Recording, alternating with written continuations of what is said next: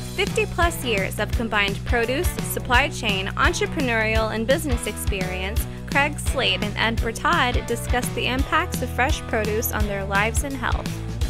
This podcast is a casual conversation between two friends just trying to get better. This is the Fresh Cred. All right, we are live now. Hey, look, we just grabbed a gentleman that Ed and I met for the first time this morning. Just some really interesting concepts or information. So this is Richard Kottmeyer, and he is with FTI Consulting, and you're responsible for the ag, beverage, and food. Correct. For top 10 companies in the.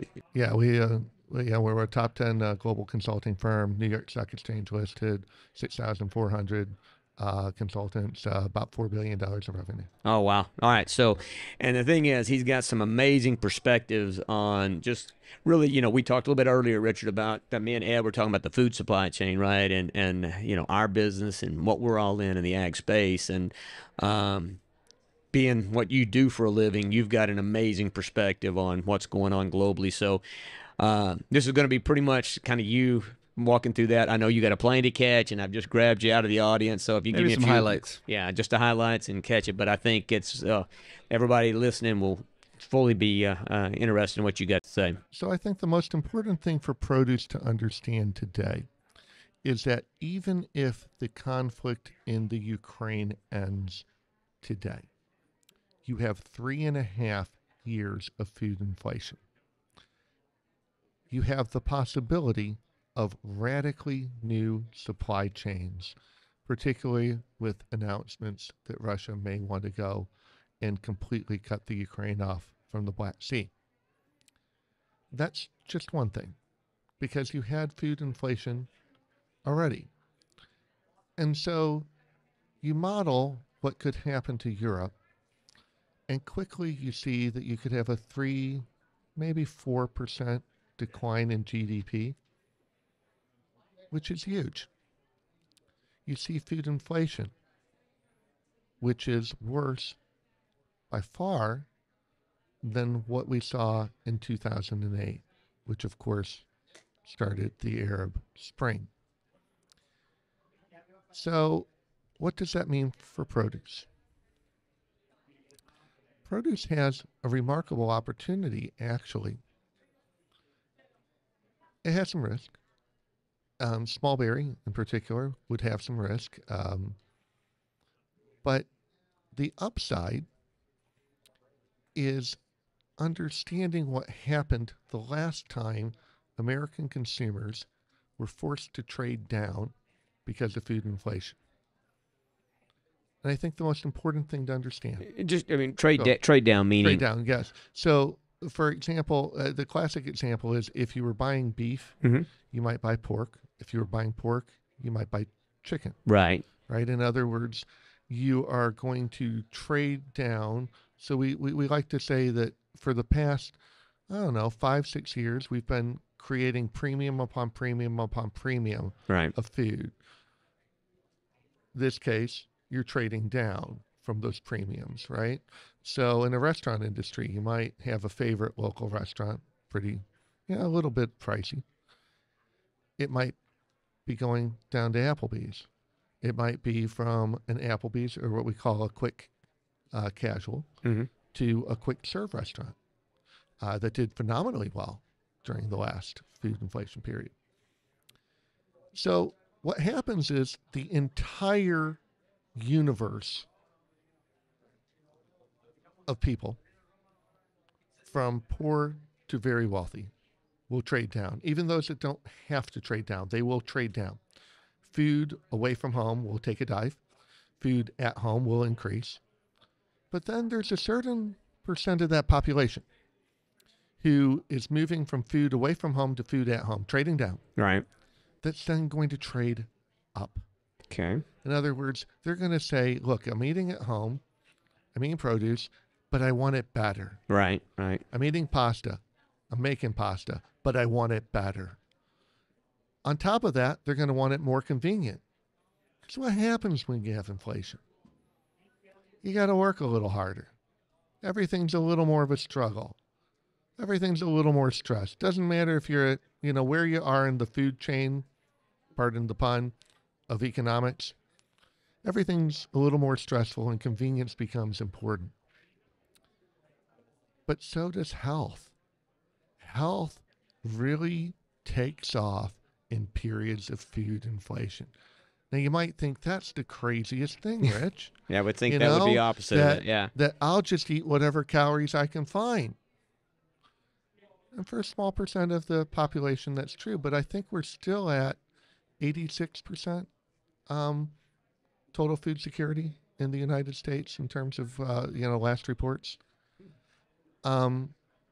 We're remarkably food secure. Yeah, I was going to say 86% surprises me. I didn't realize that. That's pretty high. No, it was higher than I thought. Yeah. And again, food inflation is, at double-digit percentages, depending on how you want to count food inflation. But let's just say it's high. Right. And if you're in Europe, it's really high because on top of that, you're going to deal with the farm to fork policy that adds, you have 10%, then you add another 10% on, very likely. So produce also is going to find that the European market is going to shrink.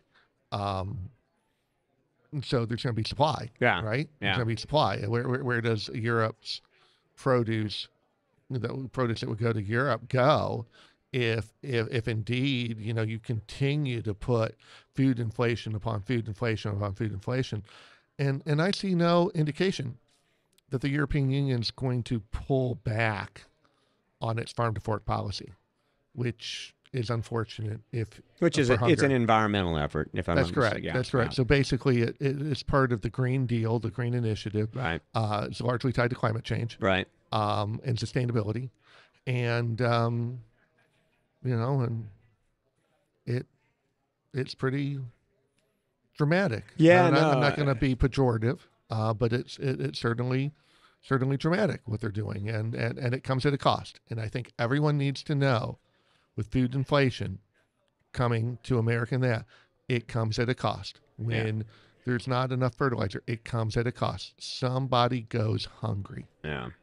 And so that's rule number one to know today. Somebody goes hungry. The next thing to know is somebody has an opportunity. And that opportunity, I really do believe, is in produce. And one of the things I'm afraid of, is that produce companies will foolishly cut innovation, focus solely on, cutting costs and operation. Well, if I'm going to trade down to trade up, by definition, you need more innovative product, right? Right. Yep. This may be a really good time for product launches, not a bad one. Interesting for sure. When you talk about European GDP shrinking 3-4%, that's Europe. That's Europe. I just want everyone to understand that is Europe, that's not Europe. the United States. But from a global scale, right? I mean, you're really talking about what we're looking at, because if I'm not mistaken, the statistic I heard on calories, world calories, 30% or so come from the Ukrainian, Russian area, the eastern part of Europe. Is that correct? Or well, I know how you calculate that. No, it's substantial. It's substantial. Let's say it's substantial. I wouldn't go 30%. I mean, again, there are calories that people eat and there are calories that animals eat. Yeah. And then those animals, the calories that animals eat, then, do you add them to the calories that the people eat, or do you subtract them out and say those are not human calories? So depending on which way you go, that way really does change that number. But look, it's the breadbasket. It's a breadbasket. You cannot deny that just losing the Black Sea, just losing the Ukraine, would be an enormous black swan to agriculture. You put COVID in, you put food inflation in, you put more conflict that occurred in Africa in, you put this, you put the logistics issues in. I mean, we're piling on drought. We're piling on one after another black swan. And at some point, this escalates to a real global problem. So, Richard, pre-COVID, let's say pre-COVID, pre-conflict, what was our pace? Were we on pace to meet our food needs globally? Okay. And then about what percentage change was COVID and what percentage change was the conflict. Okay. You're always in danger with percentage changes, and I don't have the numbers Okay. off the top of my head. No problem. So I'm going to try to give you a range and tell you how to look them up, and Okay. it's very easy. So the best way of monitoring global food security for the future, which is important. So by 2050, the world needs 50% more calories. Some people say it's 50% more food, but again, when you say food, that's volume, right? Calories far more specific. There's a report from the Global Harvest Initiative. It's called the GAP report, and it talks about something called... Is that an acronym? Yeah, so the gap is the gap between what you need to be at, what you need to grow at, and what you're currently growing at. So Gotcha. the gap is literally a gap. Gotcha. I got you. And then it's total factor productivity, TFP, which basically says, we can't put more land into production. There's just not that land. Right. So we're going to have to be more efficient. So it's really an efficiency. How much more efficiency are we getting such that we're growing more with less? I got you. And so there's a calculated number. What do you need for total factor productivity on an annual basis?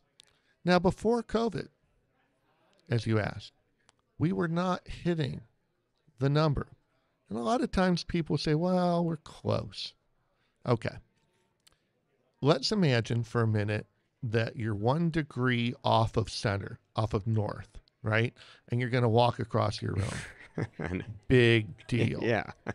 Now, you're 1 degree off, and you're going to cross the whole world. You're going to go around the whole world. Well, let me tell you, you're not coming back anywhere close to where you started.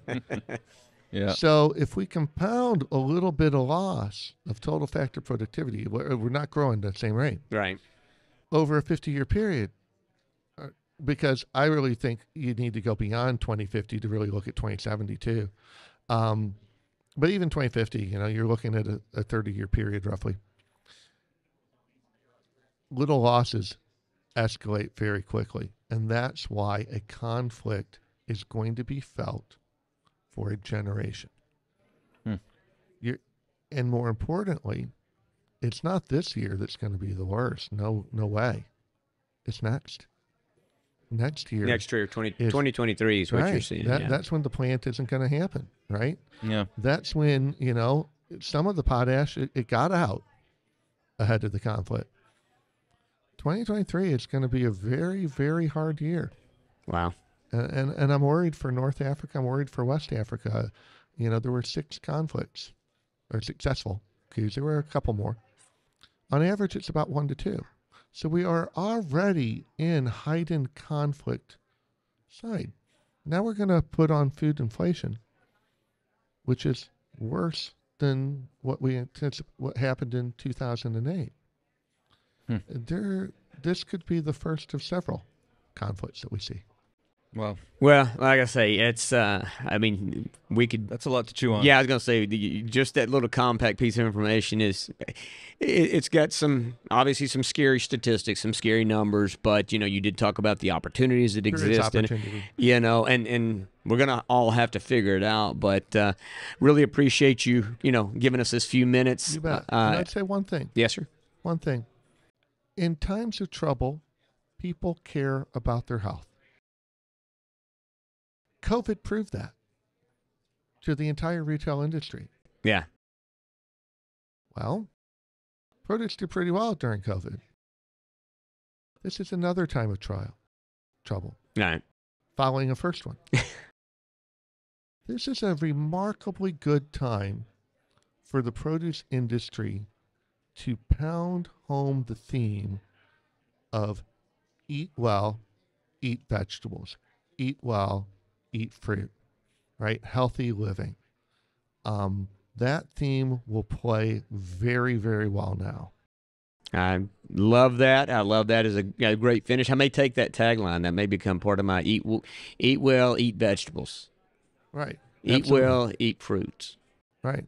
You know, look, somebody likes more fruit, somebody likes more vegetables. That's why you split it. Yeah.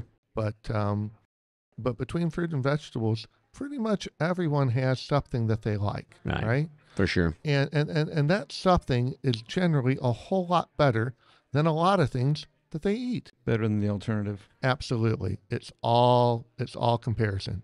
Yeah. And you know what? For all the consumers out there, the other great thing about eating healthy and eating well and eating your fruit and vegetables are literally the most sustainable agricultural product out there.